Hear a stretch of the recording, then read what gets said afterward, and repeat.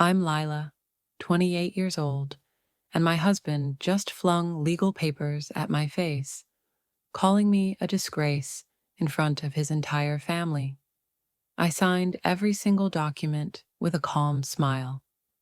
The next morning, his attorney called him, absolutely frantic about what he'd just done. But before that moment, let me tell you how I ended up there. 3 hours earlier, I was sitting in my own living room, surrounded by Ethan's family as if I were on trial. His mother, Marjorie, sat across from me, her crimson nails drumming on her velvet handbag.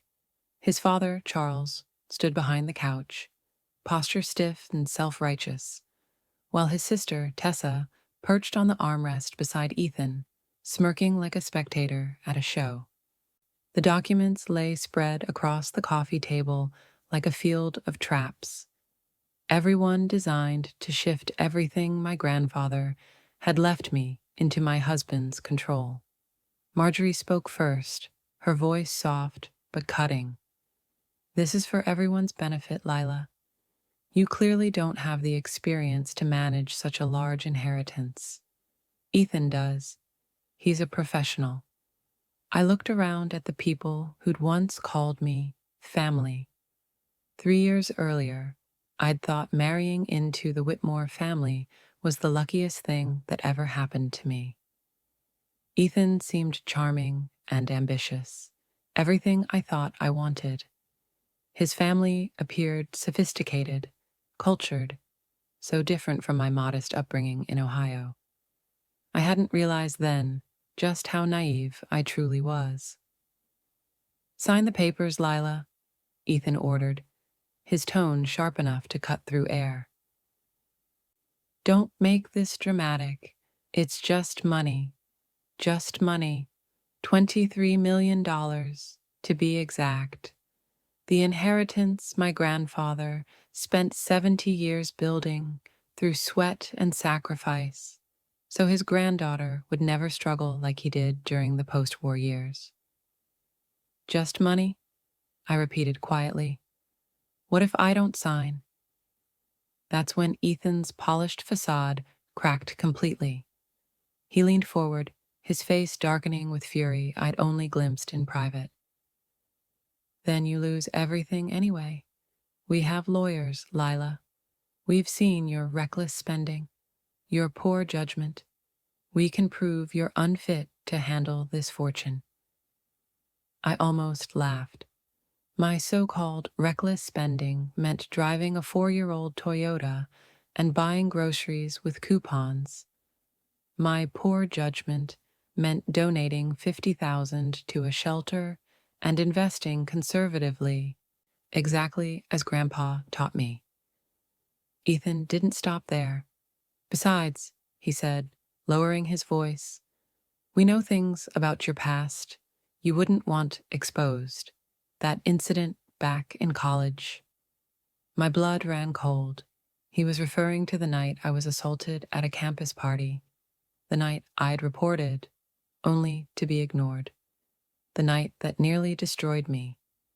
I'd confided in Ethan about it once, during one of those raw, trusting moments early in our marriage. Now he was using that pain as a weapon. "You wouldn't," I whispered.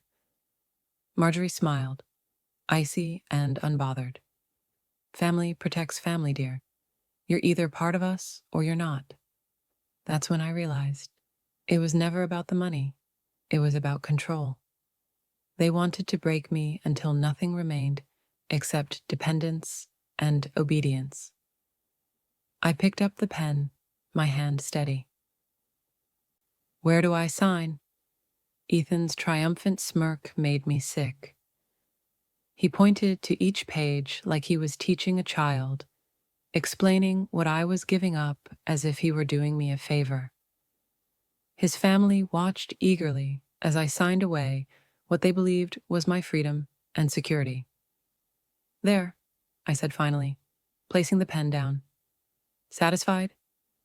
"Completely," Tessa murmured, already picturing her share.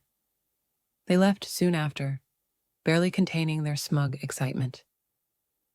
Ethan kissed my forehead like a conqueror.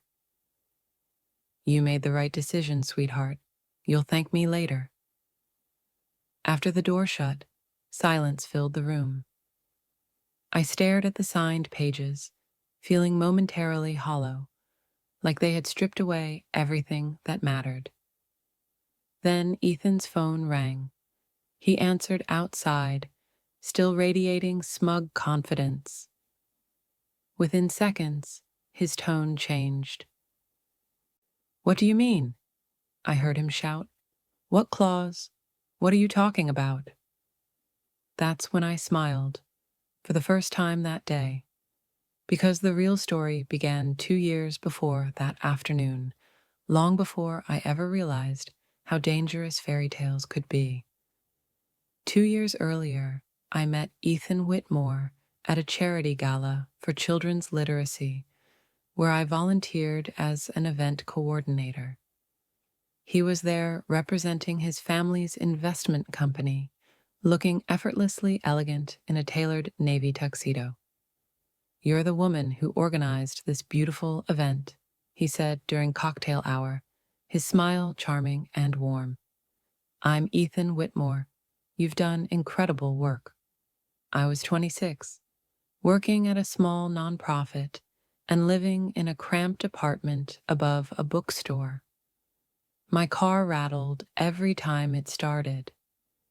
Ethan was 30, confident, successful, everything I wasn't.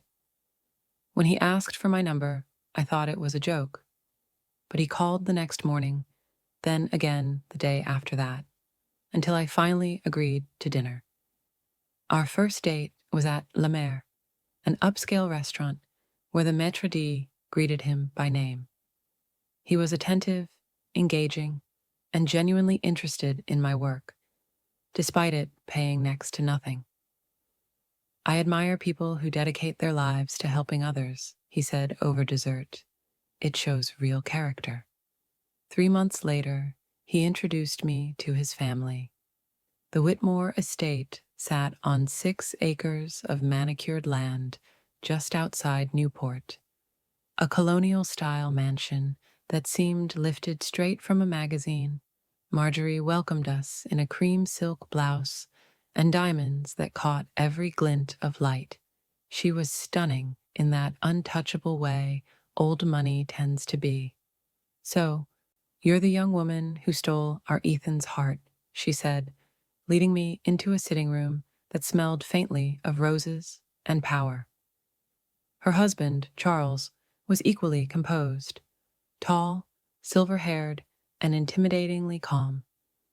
Over dinner, conversation flowed smoothly. Art, politics, markets. I felt like I'd stepped into another world. At one point, Ethan mentioned Lila's grandfather owns several commercial properties downtown. I saw something flicker in Marjorie's eyes. Quiet calculation. I didn't know that Charles had already hired a private investigator weeks earlier to research my family's finances. He'd discovered public records revealing my grandfather, Henry Vale, had accumulated far more wealth than anyone suspected, including decades of successful investments and properties across 3 states. Real estate is a smart long-term play, Charles commented that evening. Your grandfather must have been a visionary. 6 months later, Ethan proposed with a dazzling diamond ring that looked like something out of a royal engagement. The wedding that followed was lavish. Nearly 300 guests, a string quartet, crystal chandeliers, and photographers from every lifestyle magazine in the city. My mother wept with joy, believing her daughter had found love and security. I believed it too. For the first year, everything seemed perfect. Ethan was affectionate, thoughtful, and endlessly supportive. His family welcomed me into their social circle, introducing me to investors, politicians, and philanthropists. I felt like Cinderella until the cracks began to show. Ethan started questioning my purchases, even small ones. "Do you really need another dress for work?" He'd ask lightly, but there was always an edge beneath it. Then came the suggestion that I quit my nonprofit job. "You don't need to work anymore, Lila. My salary is more than enough." When I hesitated, he looked hurt. "Don't you trust me to take care of you?" And just like that, I began to feel small, dependent even. Then my grandfather grew ill. I flew home to Cleveland, spending 2 weeks by his bedside, holding his hand as his strength faded. On the morning he passed, he whispered, "I've made sure you're protected, Lila. Always protected." I didn't understand then what he meant.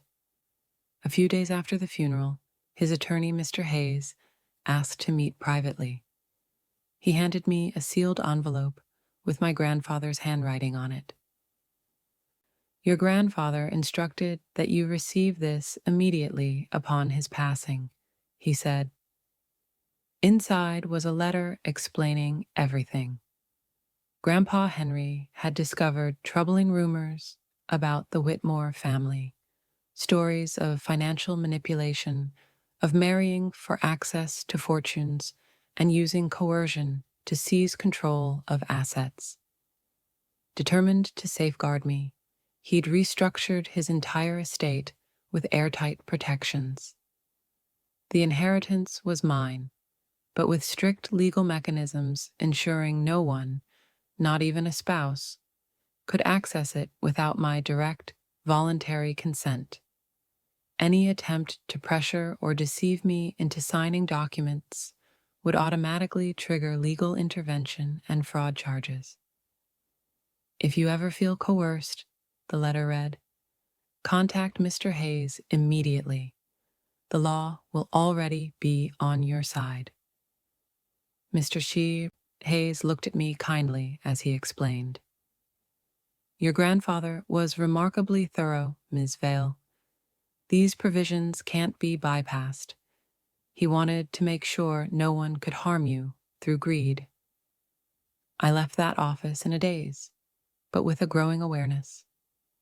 Suddenly, all the little things I'd ignored, Ethan's obsession with joint accounts, his father's casual offers to manage my portfolio, Marjorie's talk about family trust planning, made sense. The kindness had been calculated, the affection strategic, and from that day forward, I started watching, quietly, carefully, because I knew the day would come when they'd finally make their move. Over the following months, the tension inside our home began to thicken like invisible fog. Ethan became short-tempered and restless. When I didn't merge my accounts with his, he accused me of not being a team player. His father offered to take a look at my investment portfolio for better returns. Marjorie suggested creating a shared family trust to ensure everyone's stability. I kept delaying. "I just need more time," I'd say softly. "I'm still grieving." That patience wore thin quickly. Ethan's affectionate gestures grew rare, replaced by criticism and cold silences. He began correcting how I spoke at dinner parties, questioning my judgment in front of guests. His family's warmth turned icy. Invitations to social events stopped arriving altogether. Then came that Sunday afternoon, the one that started it all. The Whitmores arrived unannounced, claiming we needed to finalize some paperwork. Within minutes, my living room turned into a courtroom. They placed the documents on the table. Transfers, authorizations, asset control forms, all neatly typed, waiting for my signature. Ethan played the part of the rational husband, speaking in a tone too calm to be real. "Lila, this is just a formality. It'll make everything easier to manage. You know I've always looked out for you." But I saw through it now. I saw the hunger behind his confidence, the greed in his family's eyes. Still, I nodded, pretending to be the naive wife they expected me to be. Of course, I said, reaching for the pen. They didn't know I'd already spoken to Mr. Hayes the night before. He'd told me exactly what to do. He asked if I could record the meeting, discreetly, through my phone's hidden mic. Every word, every threat, every manipulation would be captured. When Ethan threw those papers at me and called me worthless, it only made the recording more damning. His family's arrogance was their undoing, so I signed every page, every line, with the calm of someone who already knew the outcome. As soon as they left, I called Mr. Hayes. "It's done," I said. Within hours, his team had already filed for fraud and coercion. My grandfather's legal protections went into effect instantly. The documents were nullified before the ink even dried. The next morning, when Ethan's lawyer realized what had happened, he panicked. I overheard Ethan shouting through the window as his confidence collapsed. "What do you mean they're void? What clause?" That was the moment I smiled, the first real smile in days. Over the following week, things unraveled fast. Mr. Hayes submitted the audio evidence, proving beyond doubt that the Whitmores had tried to defraud me. Their threats, their coordination, their greed, all recorded in perfect clarity. Within days, the authorities became involved. Fraud, coercion, attempted extortion. The case built itself. When the subpoenas arrived at the Whitmore estate, Ethan tried calling me 12 times in one evening. Each time I ignored it. Then came the messages. "Lila, please, we can fix this. You don't know what you're doing. I never meant to hurt you." But he had, in every way possible. Mr. Hayes handled all correspondence. I didn't have to say a word. The man I thought I'd loved had become a stranger, a mask stripped of charm and pretense. During the investigation, I learned things I wish I hadn't. Ethan had begun researching my family's finances before we even met. That gala hadn't been fate. He'd orchestrated it after learning about my grandfather's estate. Every compliment, every coincidental encounter, every romantic gesture had been a carefully rehearsed performance. When the trial finally came, the evidence was undeniable. Ethan sat across the courtroom, pale and trembling, his arrogance replaced by fear. Marjorie stared straight ahead, her composure cracking for the first time. Charles avoided my eyes completely. The jury took less than 3 hours to deliver their verdict. Ethan Whitmore, 5 years for attempted fraud and coercion. Charles Whitmore, 7 years for orchestrating the scheme. Marjorie Whitmore, 3 years for conspiracy. Tessa Whitmore, probation for her role in aiding the deception. As the verdicts were read, I didn't cry. I didn't even smile. I just breathed, deeply, freely, for the first time in years. They'd stolen 3 years of my life, weaponized my pain, and tried to strip away my dignity. But they'd failed, because my grandfather had seen them coming before I ever could. Afterward, I sold the house I'd shared with Ethan and moved into a small apartment downtown. I needed quiet, simplicity, space to remember who I was without the weight of manipulation pressing down on me. I poured myself back into my work at the nonprofit, rediscovering purpose in helping others rebuild their lives. That's where I met Noah Carter, a financial advisor who volunteered teaching budgeting classes to women recovering from financial abuse. He was patient, grounded, and kind, the kind of man who made no promises he didn't intend to keep. He listened when I told him everything: the betrayal, the trial, the fear. He never interrupted, never pitied, only understood. And for the first time, I began to believe in trust again. 2 years after the trial, I used part of my inheritance to launch the Vale Foundation, named in honor of my grandfather. Its purpose was simple: to help women recognize and escape financial control in toxic relationships. We provided legal support, financial literacy training, and safe transition plans for women ready to reclaim their independence. The response was overwhelming. Every week, we heard stories from women who'd faced the same subtle manipulations I once ignored. "It's just money. I'm only helping. You wouldn't survive without me." Noah worked alongside me as a volunteer, teaching classes on budgeting and asset protection. His presence grounded me.